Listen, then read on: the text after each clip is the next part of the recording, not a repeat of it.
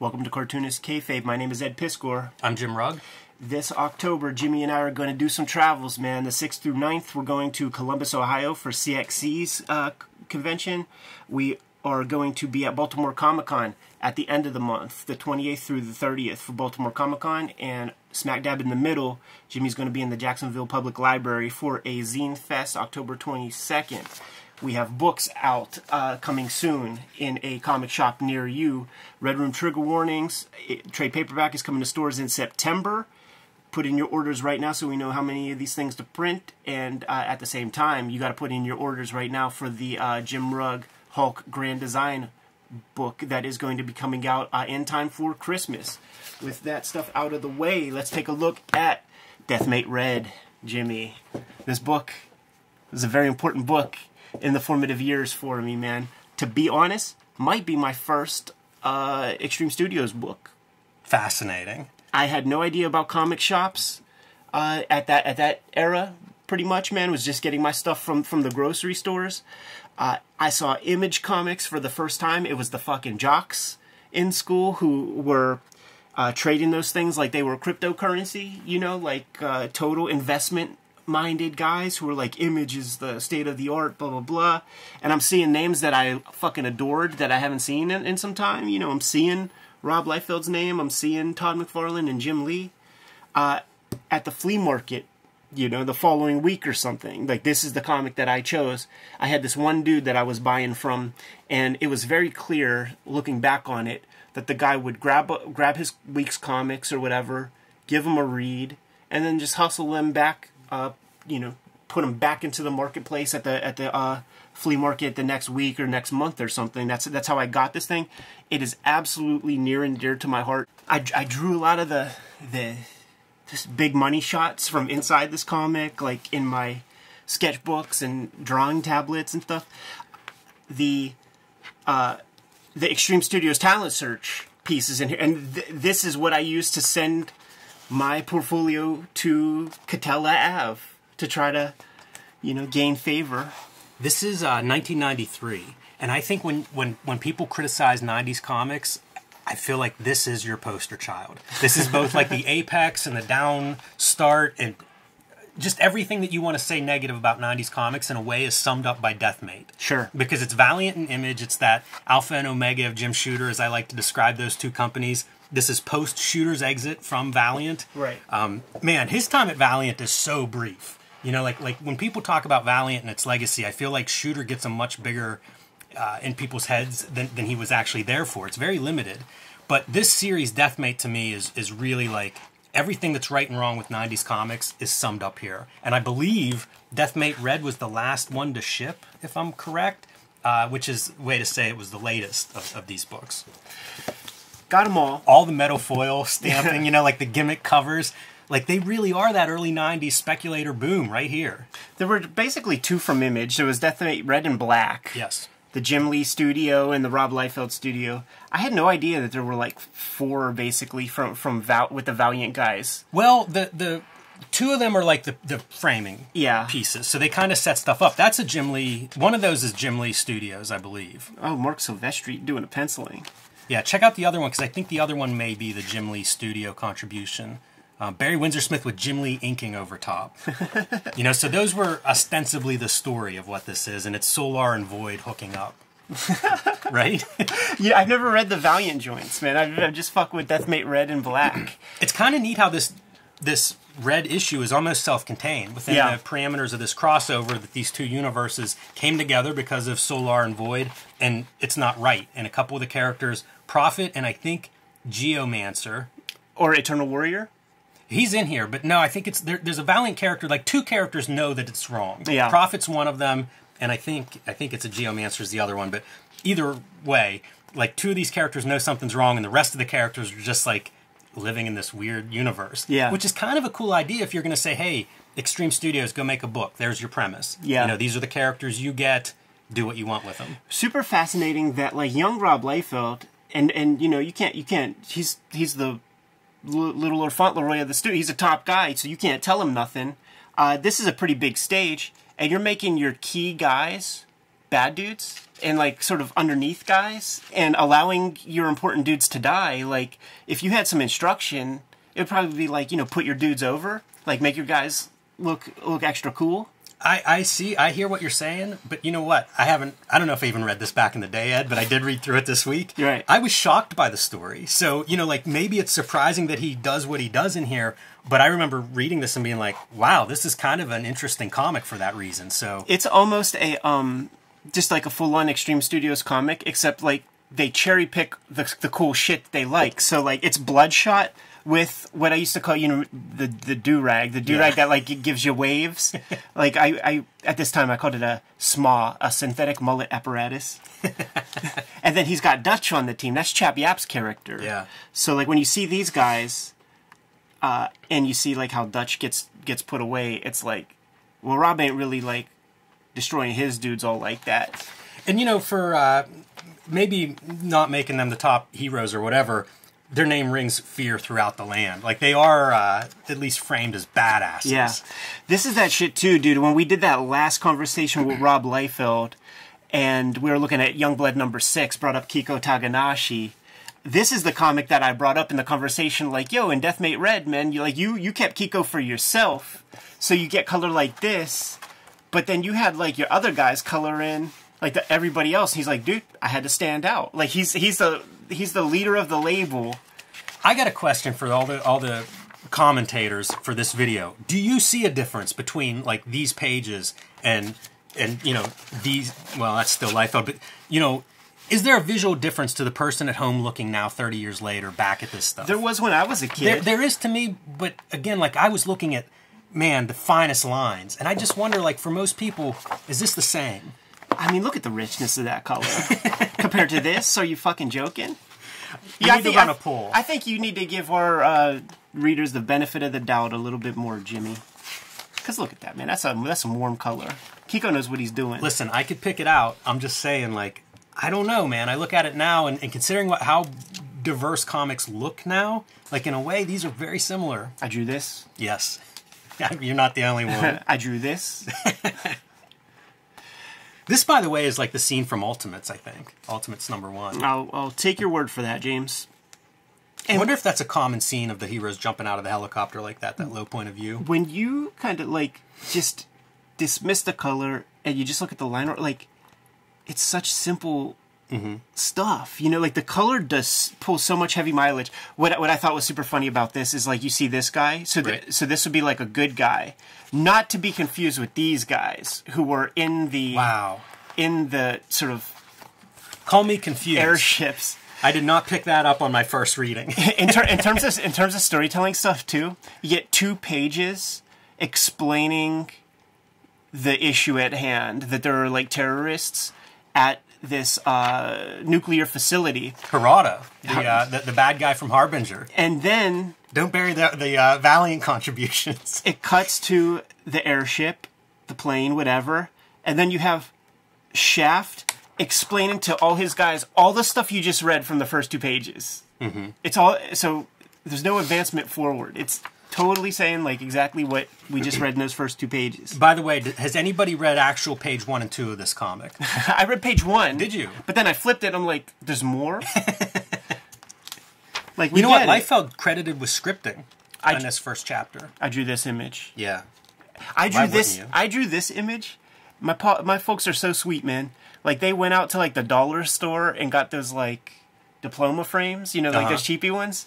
And they put my drawing of this, like, they put it in a frame. Yeah, that's good stuff. My family was much less impressed with me drawing these kinds of characters. Let's rock. Thinking about the idea of a 13-year-old, like, government agent, and it just would not go down that way. Like, that kid would be getting vivisected and analyzed, and they would be draining its kidneys and trying to figure out how to weaponize. Like, they would not send him out into the field of battle. No, but you know what? I love the concept. Yeah. I feel like it's not a concept that was fully explored, especially for that young of a person. It should be like a 13-year-old. That is a young, immature person. Like, to have Badrock's ability, like, you know what, that should be the funnest comic ever made. It would be like a place where you would see that kind of explored in a different way would be the Chain Gang splatterpunk novels, because he's not a muscular dude and he's not a kid, but he's fully wild out. And in the book Chain Gang, they take, that's the second book, they take him out of prison and they give him some kind of weird battle royale type gimmicks where like he can do whatever he wants with impunity within a sphere of effect. Like he goes beyond this point and he blows up, or it just, they take control or something. So they drop him into a joint and he could just fucking rape and pillage all day. And he does. I was much less impressed with the Die Hard because I felt like a throwback, Captain America type gimmick. Like Bad Rock is cutting edge to me. But this is the kind of like the golden age Die Hard that's supposed to have like the Cobra Commander hood. Yes. And it works when he's still. Uh-huh. But every time he's in motion, it's just pipe work. It's like Dutch's gimmicks. Yeah, it's kind of strange. Yeah, it doesn't work. But when he's still, you understand it. Bloodshot has never looked cooler. In this early era, we could say Brayfogle did some fly-ass shit, like in his day. Yes. Like the Acclaim days and shit. But that Valiant Bloodshot was not as cool looking as the guy that you see on, page 3 here. Yeah, right. Like, that's pretty rad. Yeah, that's a roided up Bloodshot. That's his WWF run in the late 80s. Vogue getting her gimmicks in. Look at the background behind Vogue. It's complete and utter nonsense, but also, like, it's kind of cool looking. Yeah, dude, it's just tech. Yeah. There's a million of those backgrounds in these comics of the era. And there's your boy. Drew that Dutch. I love the colors, man. That's Seattle Seahawks colors, right? Need to add some green in there. Charlotte Hornets. There you go. That's it, man. The color on this terrorist guy, I always dug. Yeah, I was trying to figure out if that's supposed to be somebody, and I could not figure that out. Catches a couple arrows to the back. The lighting on this shaft was always something that impressed the hell out of me. Because this might be the first like intense computer color comic I ever saw. So I'd never seen this kind of treatment before. There's some great lighting, but it's a bad choice on Kiko's part to put red behind your red character. He does that so often. Like, that's the thing. He's like an amazing... Like, he knows cool bells and whistles with whatever weird programs they're using. And he has a warmth to his stuff. But, like, color theory is not his strong suit. It's like getting cool, accurate lighting is his strong suit. But I love how gnarly his face is. Yeah, and what's real cool... So, like, I mean, this is the Kiko color, but... Dismiss the color. Look at the black and white line art. It is like X-Force era looking Liefeld. It's this. I don't know if this came out before Youngblood 6. I think so. So he still has those weird, unfilled pen lines and shit. It's just Danny Miki is doing them. And it could be Liefeld. Like, he's talked about how he inks his own faces. Oh, that's right. Yeah, so yeah, it's you're possible right. You're really seeing Liefeld inks there. Yeah, you're right. Especially with some of the little ticks you point out, like some of those open lines. You are 1,000% right. He said that in our shoot interview.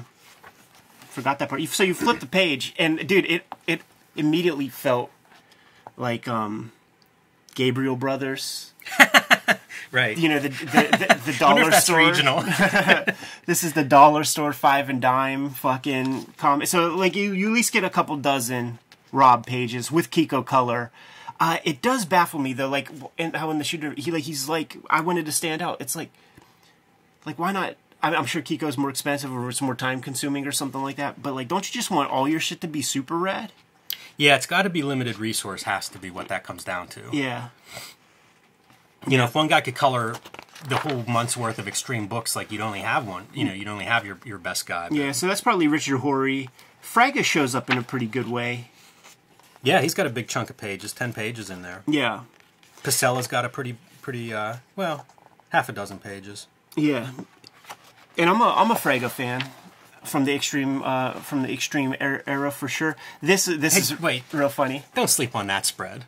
Somebody got paid well for that right-hand page. Yeah, that's Fraga. That's Fraga. What I thought it was, even as a little kid, what's super funny here, and I could see, like, I'm sure, like, there's a million drawings I've done where it's like I didn't think it through, but there's no back part to the bondage. Right. It's just the front pieces, and that's something that, like, really irked me as a kid. I actually think he looks cool, though, with the hair and stuff falling down. Yeah, that sure. part's pretty believable. Yeah, totally, man. Maybe that's the wrong word, but hey, Al Simmons, that threw me for a loop. McFarlane must have signed off on letting them use Al Simmons. He's in the Indicia, copyright Todd McFarlane. I had to go back and look that up because I was so surprised by it. Sure. Talk about having Al Simmons and not really, I mean, how do you not have Spawn in here somehow? Like, if you got permission from Todd to put his character in here. Maybe that's the deal. Maybe you could use Al Simmons. Yeah, maybe you can't use Spawn. Because it did seem like Al Simmons was popping up in a lot of Liefeld stuff, connected to Chapel and everything at the time. Yeah. He's got that real Brian Bosworth kind of gimmick going on. Yeah, he does. I guess that passed for cool hair in 1993. Whenever I was doing my Brigade page, I leaned in on the Brian Bosworth style for, is it Cabot? Or whoever the leader is there. Yeah, for sure. I always thought that Chapel's design was cool with that sculpt face. Absolutely. With the little stogie, can't help but think of Comedian a little bit. Oh yeah, yeah, definitely some Comedian nod there. I love that, like, Prophet, and I thought it was Eternal Warrior. I think it is, yeah. Okay, like they look like they could be like those Barbarian brothers from the VHS, the Hun brothers, whatever. Hold on, I believe this is the same guy. even Al Simmons' gimmicks kind of look different from page to page.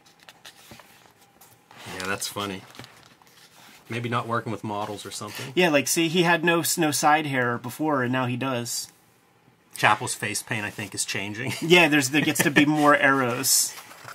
See, there's just like one arrow on that one, and then there's like three. This era Fraga would do this thing where, like, he would push the eyeballs kind of further apart. Like, that was like a staple. I could tell.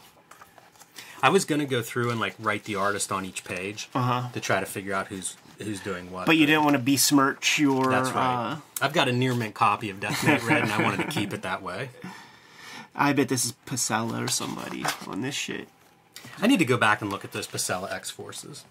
I remember them very fondly. I couldn't wait. Like, it was this page where they were talking about an inevitable parade. And I'm like, I gotta see what a fucking Extreme Studios parade looks like. And it's got a fucking Statue of Liberty at the in the heart of Times Square, man. I don't think these West Coast boys took many trips to the East. That looks totally like a G.I. Joe tank toy. Absolutely. And they just cannot be bothered. But, like, I don't know what's funnier. Like, just sort of, you can get away with these kind of crowds in, like, a flat, mechanical colored Band-Aid dot kind of, like, you've seen that a million times. But to have, like, modeling and to have them all, like, this gold color, it really looks like gingerbread men gone wrong. Yeah, and also I think that this line with the like little thing sticking out on the side is soldiers. It's these guys, right? You see the guns like sticking out to the left. So you have like a row of soldiers running along with these tanks, and then this is like crowd, I think. But they're colored in such a way that it's hard to tell. Not that it makes a difference. Right. Talk about picking nits. Don't sleep on the Youngblood animated series ad. I promise you, I never slept on it. I was waiting every day. Whenever if you remember those days, man, the Sunday paper would come in and it would tell you what was going to be on all the channels available to you for the following week. I poured through that stuff looking at every Saturday morning, trying to see like when is this Youngblood cartoon going to come out. I really like the designs of those animated versions. I think that art looks cool. You could see the whole sequence, like everything that Uncle Rob paid for, on YouTube. A couple 30 seconds, something like that, and it's very fluid. I think it's very rotoscoped. It's very fluid, very gorgeous. It's so clean, like that animation style is so clean. It's neat to see those character designs that way. Yeah. Yeah, I was waiting, man. Look at how stiff these guys are. I wonder if this is Pasella. Yeah. Some of the hatching on here reminds me of what I liked about his stuff. So stiff. Like, it's the same camera angle and the same pose on these guys right here. Shaft sends like Vogue and somebody else to go investigate some disturbance, and then on this next page he's like, oh, it was a trap. I should have known they would have created a disturbance. And like some of the Youngblood guys are like, should we really split up right now? There's your extreme talent search. Yes.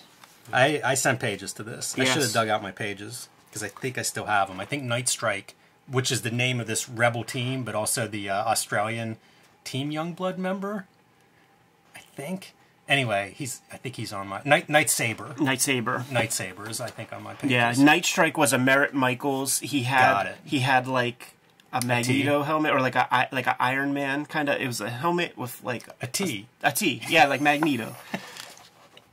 My pages were Link from Extreme Sacrifice and Cougar from Team Youngblood in the jungle fighting. I showed those pages off on a Wizard episode before. I have to dig out some of my old pages like that and show off. They're so bad. Yeah, you got to, man. Put some cards on the table, Jimmy.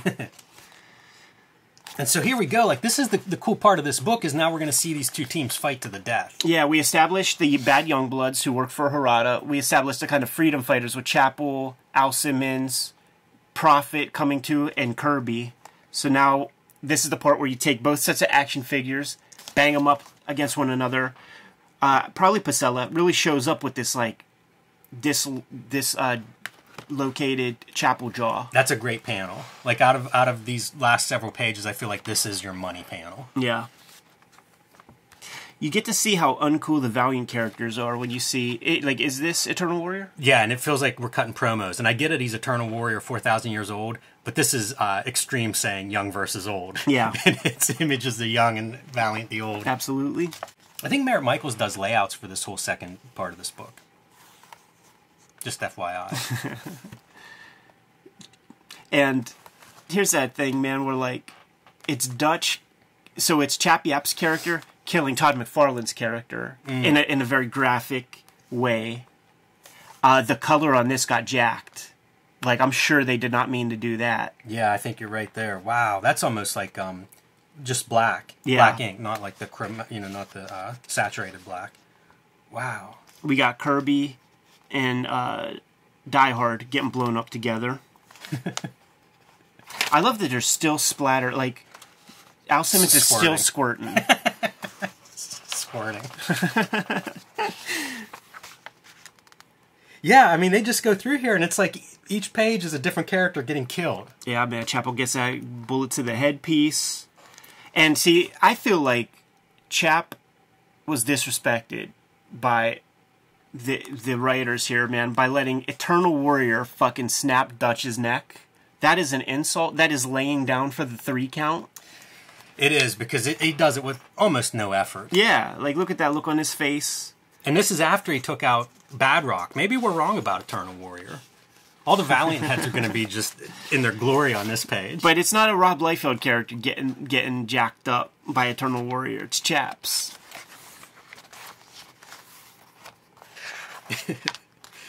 It's so peculiar. Shaft is going to blow up here. So John Prophet was unable to convince Shaft that things are wrong here. And it's that classic scenario. Quit confusing me. You're confusing me. And John Prophet sees that Eternal Warrior, or is that your Necromancer dude or whatever? Geomancer? No, that's your Eternal Warrior. Yeah. Unclear how Eternal Warrior bought it. Right. But he did. You know what I like to imagine? I like to imagine its Prophet fell on him. That's good. Just put a little shoe right there. It looks like he's kind of in the right Just right put pose. a little shoe on the dude. And then you have, Stephen Platt will build on this imagery right here, looking up, shouting no, with, once again, Statue of Liberty in the heart of Times Square, as things are being obliterated around him. Yeah. That's funny. Yeah.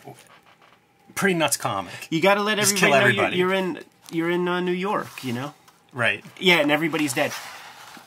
And then you can't sleep on the Art T-Bears coming to Extreme Studios, but just for covers. Right. Don't get too excited. Is he selling a lot of covers? You think that's moving? Is he drawing money there? What's funny is, this is my first Image comic and all that shit. And I knew T-Bear's name. Of course, I called him Art Thibbert as a kid, because you sound things out back in the day. But, I mean, this is the dude that was inking. He inked the 3-issue Art Adams Fantastic Four joint. took over after took Jim over Lee X-Men. X-Men. So, like, his name had pedigree to me in a certain way. I was like a B-lister, you know? Like, you have your Image founding fathers, and then, like, who's the immediate B-listers? We got some of them in here. Mark Pacella, X-Force. I knew him. I think he drew Cable, the ongoing series. He was the original artist on that. That's true. Yeah. Yeah. So, you know, his name rang out a touch, and it's like, oh, cool, that guy. He'll be here. Man, everybody who was anybody at Marvel at this point was coming to doing some Image work. Absolutely, man. They were hearing the stories. Drew this piece a couple of times. Troll. And I remember like seeing that, like, the audacity. You know, that it's like, it's a Wolverine dude, and they call him Troll. Like the term Troll wasn't in my lexicon, really. But maybe it was a West Coast term. I don't know. It is funny to think, like, that guy looks so much like Wolverine, and he's short. And he's even smaller.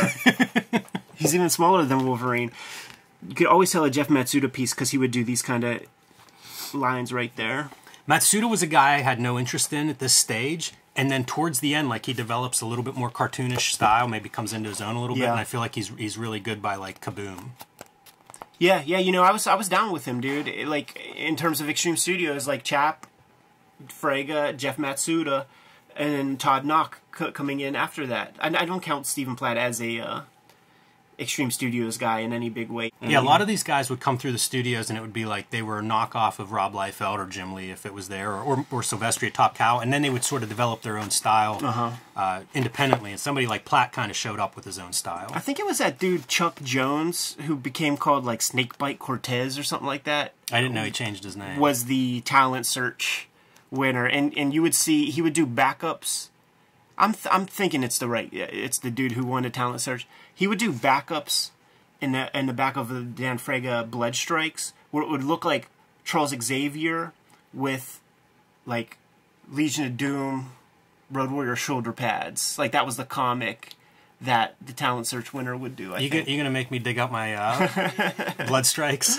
Might have to. I could be wrong on that, but I do think he's the guy. I think they made mention of that. I mistakenly in my Rob Liefeld Hip Hop Family Tree comic said that Frege was the guy, but of course he's not. He's right here, and the talent search thing is there. So Frege was one of those, like, the original guys. Youngblood like number Zero and Frege were, I think, the first 3 books that Extreme puts out. Youngblood Zero. We could wax like this all day. Jimmy, you good to go? Yes, I am. Kayfabers, like, follow, subscribe to the YouTube channel, hit the bell. We'll notify you when new vids are available. Jimmy, tell them what's out there. Hulk Grand Design, the collected oversized book, 40 extra pages, fluorescent green on the cover, is going to look beautiful under your Christmas tree this season, but you got to pre-order it now if you want it in time for Christmas, wherever you buy comics, and join me on patreon.com/JimRugg to see more of my comics and art. Red Room Trigger Warnings trade paperback is coming out September 2022. Eventually, I'm going to have the actual book here before it hits the shelves, but please put in your orders and pre-orders right now. If the comic is banned in your comic shop or in your country, go to my link tree in the description below this video to put in your orders and pre-orders for current and future Red Room comics. If you want to read those future Red Room comics before they hit paper, go to my Patreon. $3 will get you the archive there. All these links are in my link tree. I have the complete Trigger Warnings comics up there. I have the complete Antisocial Network comics up there. And the next round is being serialized every Tuesday. Jimmy, what else do we have, man? Subscribe to the Cartoonist Kayfabe e-newsletter at the links below this video. You can also find Cartoonist Kayfabe t-shirts and merchandise at the links below this video. It's another great way to support the Cartoonist Kayfabe channel. Given those marching orders will be on our way, Jim. Read more comics.